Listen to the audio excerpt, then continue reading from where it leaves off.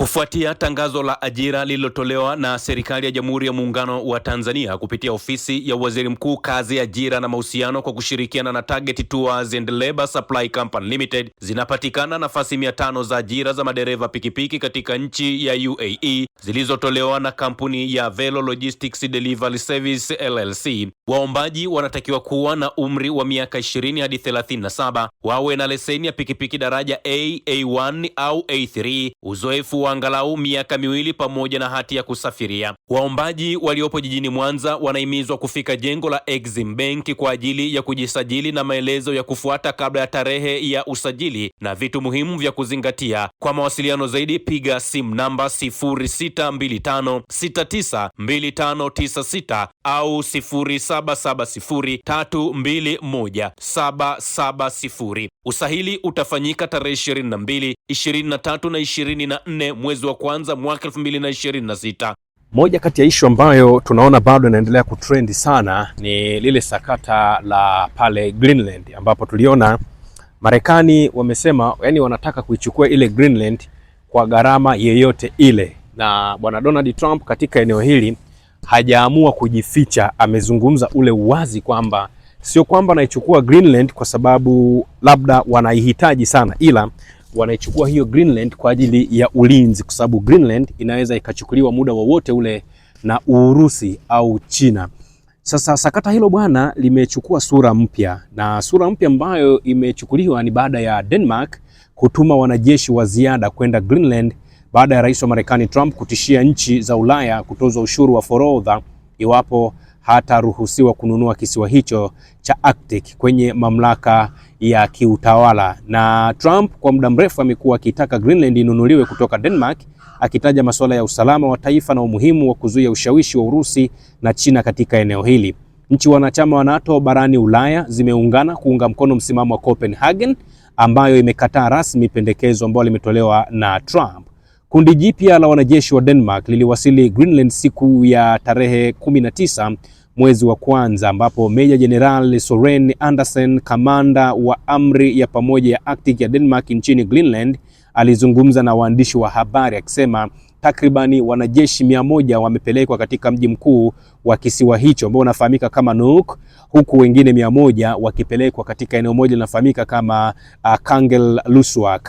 Msemaji wa jeshi la Denmark aliambia vyombo vya habari kwamba kutakuwa na ongezeko kubwa la idadi ya wanajeshi ambao wapo pale Greenland, na upelekaji huo ni sehemu ya zoezi la kijeshi ambalo linajulikana kama Arctic Enduring, ambalo lilianzishwa kufuatia shinikizo kutoka kwa rais wa Marekani bwana Donald Trump. Nikinukuu kauli ambayo imetolewa na afisa wa jeshi la Denmark, amesema wanajeshi wa ziada wa jeshi wanawasili Greenland kushiriki katika zoezi la Arctic Endurance. Hii ni kauli ambayo ilizungumzwa mapema. Donald Trump alisema huenda atalazimika kuichukua udhibiti wa Greenland kwa njia ngumu iwapo Copenhagen itakataa kushirikiana na taifa la Marekani. Waziri wa mambo ya nje wa Denmark Lars Løkke Rasmussen alikataa vikali vitisho hivyo katika mahojiano ya hivi karibuni na vyombo vya habari, akisema kuna mipaka isiyoweza kuvukwa. Nikimnukuu, anasema huwezi kutishia ili umiliki Greenland, sina nia ya kuzidisha hali hii, Rasmussen alizungumza. Trump amesema ataweka ushuru mpya wa 10% kwa baadhi ya nchi za Ulaya ikiwemo Denmark, Uingereza, Ufaransa na Ujerumani, na kuongeza ushuru huo hadi 25% endapo makubaliano kuhusu Greenland hayatafikiwa kabla ya mwezi Juni mwaka 2026. Katika ujumbe wake wa hivi karibuni kwenye mtandao wa Truth Social, rais huyo alisema kwamba hakuna nyaraka ambazo zimeandikwa zinazoonesha umiliki wa Denmark juu ya Greenland. Alisema nimefanya mengi kwa NATO kuliko mtu mwingine yeyote tangu kuanzishwa kwake, na sasa NATO inapaswa kufanya jambo kwa ajili ya Marekani. Rais wa Marekani bwana Donald Trump amekuja kuambia ulimwengu kwamba Marekani imefanya mambo mengi sana kwenye huo muungano wa NATO, lakini NATO haijawahi kufanya jambo lolote lile, kwa maana ya anataka hiyo Greenland waichukue kama sehemu ya fadhila ya kile ambacho kimefanywa na wa Marekani kwa miaka mingi kwenye huo muungano wa NATO. Wanasiasa mbalimbali barani Ulaya wameonya kuwa shambulio lolote la Marekani dhidi ya nchi mwanachama wa NATO litaisambaratisha kabisa muungano huo wa kijeshi. Na ninadhani pia na mimi nilidokeza kidogo, watu niliwaambia nikasema the issue hapa sasa hivi sio namna ambavyo Marekani anataka kuichukua Greenland. Lakini the issue hapa ni mgogoro ambao unaibuka, mgogoro wa ndani, mgogoro wa wenyewe, mgogoro wa Marekani pamoja na nchi wanachama wa NATO. Na kutokea kwa mgogoro huo maana yake kunazalisha kitu kingine kipya kabisa ambacho kinahusiana na masuala ya zile nchi wanachama wa BRICS, ule muungano wa BRICS. Sasa wanaweza wakajitanua zaidi katika nyanja mbalimbali. Lakini bado tukibaki hapo hapo, Donald Trump ameingia kwenye huo mgogoro na hawa washirika, kwa maana mvutano na washirika wa NATO. Na Trump alisema viongozi wa Ulaya wanapaswa kujikita zaidi katika mgogoro wa Ukraine badala ya juhudi za Marekani kuichukua Greenland. Yaani jamaa kuna namna ni kama anaichezesha dira vile ambavyo anataka yeye. Trump amewalaumu viongozi wa Ulaya Magharibi kwa kupinga jitihada zake za kuichukua Greenland, eneo la Denmark ambalo amesema ni muhimu kwa usalama wa Marekani. Nikimnukuu, Trump anasema Ulaya inapaswa kujikita katika vita kati ya Urusi na Ukraine kwa sababu kiukweli mnaona hali ilipofikia. Hilo ndilo jambo Ulaya inapaswa kulizingatia na sio kuendelea kufuatia kile ambacho kinaendelea pale Greenland. Kwa hiyo jamaa ni kama pia anawakata upepo ndugu zake wa Ulaya. Na ujumbe wa Umoja wa Ulaya na NATO umeanza kuacha hoja zao zilizokuwa zimeandaliwa kuhusu Ukraine kwa ajili ya mikutano ijayo na Trump katika jukwaa la uchumi duniani, World Economic Forum, ambalo pamoja na mambo mengine lilikuwa linalenga kujadili zaidi juu ya kile ambacho kinaendelea kati ya Urusi pamoja na Ukraine. Lakini Donald Trump amesema sasa hivi wakikutana kwenye vikao hivyo wanaacha ajenda ya kujadili namna kumaliza mgogoro kati ya Urusi pamoja na Ukraine. Sasa hivi wamehamishwa, wameelekea kule Greenland. Badala yake pendekezo la ghafla la Trump la kuipatia Greenland linatarajiwa kuwa ajenda kuu katika mkutano wa World Economic Forum. Wiki iliyopita rais wa Marekani kama nilivyowaambia alitangaza kuweka huo ushuru. Trump hajaondoa uwezekano wa kutumia nguvu za kijeshi, akisema hana maoni. Hapo awali alikuwa ameonya kwamba angechukua kisiwa hicho kwa njia rahisi au kwa njia ngumu. Wakati hayo yakiendelea, tumeona Umoja wa Ulaya yani EU umesema kwamba nao unataka kuweka ushuru mpya kwa bidhaa zinazoagizwa kutoka Marekani au kuzuia upatikanaji wa kampuni za Kimarekani katika soko la umoja huo kama hatua ya kujibu tishio la rais wa Marekani Donald Trump la kuimega Greenland. Yani EU na wenyewe wameamua wajibu. Wamesema sasa hivi nao wanataka kuweka ushuru kwa bidhaa yeyote ile ambayo inatoka Marekani kuingia katika nchi wanachama wa Umoja wa Ulaya. Na kwa muda mrefu rais wa Marekani amekuwa akitaka udhibiti wa eneo hilo la ng'ambo la Denmark, akisema hofu yake ni China pamoja na Urusi. Sasa kwa mujibu wa taarifa, wanadiplomasia wa Ulaya wamejadiliana mwishoni mwa wiki kuhusu kurejeshwa kwa ushuru wenye thamani ya takriban dola bilioni 110 ambao awali ulikuwa umesitishwa hadi Februari 6. Mwanadiplomasia mmoja wa EU alizungumza kuwa umoja huo ungependelea mkakati wa zamani wa adhabu na unaolenga kumzuia Trump bila kuvunja muungano kwa NATO. Kuna zana za wazi za kulipiza kisasi zilizopo iwapo hali hii itaendelea. Trump anatumia mbinu za kifedha na za kihuni, anasema mwanadiplomasia huyo, akiongeza kuwa EU ilitaka kuituliza hali na kumpa Donald Trump nafasi ya kuweza kujirekebisha, lakini wameona bwana Donald Trump kuna uwezekano mkubwa asijirekebishe. Yani zamani ulikuwa unaweza kusikia labda ni Syria wanalalamika, unasikia labda ni Saudi Arabia, labda ni Libya, labda ni Urusi, labda ni China, labda ni Korea au ni taifa jingine lolote lile ambao wanalalamika juu ya vitendo vya kishenzi ambavyo vinafanywa na Marekani. Sasa hivi wa Ulaya wenyewe, wa Magharibi wenyewe ndio ambao wanalalamika na wanasema kitu ambacho kinafanywa na Marekani ni jambo la kihuni na kamwe haliwezi likafumbiwa macho. Ndio maana wamesema wanataka waongeze wao huo ushuru wa takriban hadi dola bilioni 110. Na EU pia inaweza kujibu kwa kujaribu kuuza dhamana na hisa za Marekani zenye thamani ya trilioni za dola ambazo uko nazo.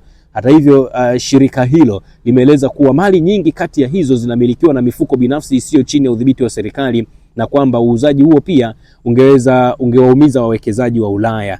Denmark tayari imeshatuma hao wanajeshi wake kule. Katibu mkuu wa NATO Mark Rutte ambaye alizungumza na Trump kwa njia ya simu mwishoni mwa wiki anasema washirika wa NATO wako tayari kushughulikia wasiwasi wa rais wa Marekani kuhusu usalama wa Greenland. Kwa maana ya hizo nchi wanachama wa NATO zinasema zenyewe sasa zitaenda zikajikite kwenye kuangalia namna gani ambavyo wataifanya hiyo Greenland isiwe sehemu ya malango na mapitio ya Urusi katika kuvuruga amani kwenye huo ukanda wa Arctic. Lakini pamoja na mambo mengine, tunaona Marekani nadhani kwa watu ambao mlisoma wakati tumeanza mwezi wa kwanza, nafikiri niliwaletea makala fulani ambayo ilikuwa inaelezea matukio ambayo yatatokea duniani kwa mwaka 2026. Moja kati ya eneo ambalo nilisema inaweza katokea vita ngumu sana, ambayo hiyo vita itazungumzwa na kila mtu duniani, yani kila mtu itamgusa. Na pia nilizungumza juu ya uwezekano wa kuvunjika kwa muungano wa NATO. Sasa mengi ya yale ambayo niliyaongea kwenye ule uchambuzi sasa hivi tumeanza kuona yameanza kutokea. Na mind you guys, tunakoelekea niliona bwana Shaban kwenye group letu la Team Russia alizungumza point moja nzuri sana. Alisema yani dunia sasa hivi ilipofikia, usishangae Urusi wakasema wanataka kwenda kuikomboa Kongo. Yani au unashangaa China anasema anataka kwenda labda kuikomboa Cambodia. Sio kama unanielewa. Yani eneo lolote lile ambalo sasa hivi lina rasilimali ni eneo ambalo ni nyeti sana. Unajua dunia imeshatumia rasilimali nyingi sana, na kadri rasilimali zinavyozidi kupungua, manake mahitaji ya zile rasilimali yanazidi kuwa mengi zaidi. Teknolojia zinakuwa, ubunifu unakuwa, rasilimali zinazotumika ni zile zile. Yani huwezi ukasikia sehemu ambapo walikuwa wanachimba madini labda ya uranium au lithium, huwezi ukasikia eneo hilo madini yale yameota tena. Yani ukichimba eneo hilo ni kwamba umeyaondoa kabisa, hayatakuwepo. Lakini teknolojia inatulazimu sasa tuweze kuingia kwenye mifumo ya kutafuta hizo rare wealth. Je, unajiuliza baada ya miaka 20-40 mbeleni dunia itakuwa ni nini? Yani dunia itakuwa ina nini? Kwa sababu sasa hivi dunia tunaiona ipo katika nyanja ya mapinduzi makubwa sana ya teknolojia. Sasa mapinduzi haya ya teknolojia ndio ambayo yanasababisha migogoro na mipasuko na migongano katika mataifa mbalimbali duniani. Ndio maana unashangaa ukiona sasa hivi washirika ambao pengine hamkuwa nao ushirika nao wanaanza kujisogeza mdogo mdogo. Maana unasikia anakuambia tutakuja tukujengee kisima, tunataka sisi tuje tujenge mitambo sio ya kuzalisha umeme, tunataka sisi tufanye, wanaanza kukuita kidogo kidogo. Unaona kama marafiki zako, kumbe wao target yao baada ya miaka 10 mbeleni, kwa sababu tayari utakuwa una urafiki nao, watakuwa wameshafanya upelelezi wao, wamejua rasilimali ulizokuwa nazo, wamejua utajiri uliokuwa nao. Wanakuambia bwana, sasa naomba basi tuweze kufanya biashara na wewe, au kama hutaki wanakutengenezea masongo mbingo kama ambao tunaona sasa hivi wanatengenezewa wa Greenland wa Denmark, wanaotengenezewa wa Venezuela pamoja na mambo mengine. Kwa hiyo dunia au Marekani haipo kwa ajili ya kutengeneza utulivu wa ulimwengu. Marekani ipo kwa ajili ya kuharibu utulivu wa ulimwengu ili wao waje kama watu ambao wanaleta suluhu, wakati wao wanaleta condition zao ambazo watu wengi mtashindwa kuzimudu, na mwisho wa siku mnajikuta mmeangukia pua, wanawabeba kama ambavyo waliwakuta. Yani wanawabeba mkiwa mko usingizini. Lakini kwa bahati mbaya sasa hivi hawatumii mtutu. Sasa hivi wanatumia akili tu, wanakupa deal, unaingia kwenye hiyo deal, unaona na wewe ni sehemu ya deal, kumbe wao wanatengeneza mpango wao mwingine kabisa. Usisahau kusubscribe, like na kubonyeza alama ya kengele. Asante.